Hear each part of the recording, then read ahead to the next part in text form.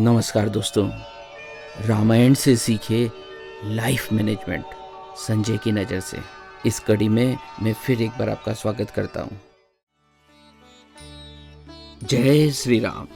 दोस्तों, आज की कड़ी में हम बात कर रहे हैं महर्षि वाल्मीकि और नारद के मिलन की, और इसके साथ ही साथ माँ कौशल्या व अन्य माताओं का वानप्रस्थ की।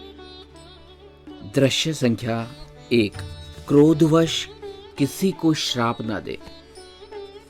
इस दृश्य में नदी के किनारे एक हंस के जोड़े को देख शिकारी ने हंस को तीर से मार दिया।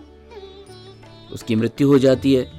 हंस को मरा देख हंसनी भी अपने हंस को याद करते हुए अपने प्राण त्याग देती है। इस करुणामय दृश्य को देख महर्षि वाल्मीकि को शिकारी पर क्रोध आ जाता है।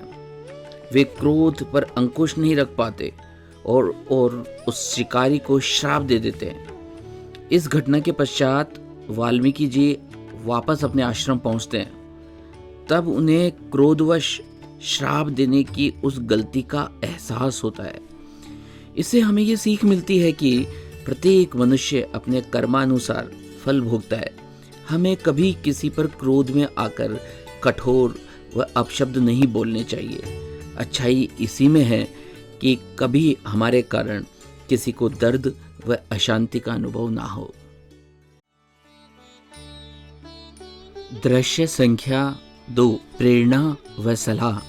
इस दृश्य में महर्षि वाल्मीकि जी के मन में इच्छा उत्पन्न होती है कि वह किसी ऐसे पात्र पर कथा लिखे जो मनुष्य को धर्म, अर्थ, काम और मोक्ष के लिए प्रेरणा दे। महर्षि वाल्मीकि के स्मरण के कारण नारद जी उनके आश्रम पहुंचते हैं तथा इस शुभ विचार के लिए उन्हें बधाई देते हैं। तब नारद जी उन्हें मर्यादा पुरुषोत्तम श्री राम का परिचय देते हैं तथा उन पर रचना लिखने की सलाह देते हैं। इस तरह रामायण की रचना आरंभ होती है। इससे हमें ये सीख मिलती है कि शुभ संकल्प से ही भविष्य में शुभ कार्य का शुभारंभ होता है। शुभ संकल्प आने पर तुरंत निर्णय लेने होते हैं और तुरंत आगे बढ़ना होता है। दृश्य संख्या 3, वानप्रस्थ आश्रम। इस दृश्य में माँ कौशल्या श्री राम से वानप्रस्थ जाने की इच्छा जाहिर करती है। राम शुरू में असहमति व्यक्त करते हैं। इस पर माता कौशल्या अपने पुत्र श्री राम को समझाती है कि हर आने वाली पीढ़ी को अपना मार्ग स्वयं बनाना चाहिए, जिससे ज्ञान व विज्ञान के क्षेत्र में उन्नति हो सके।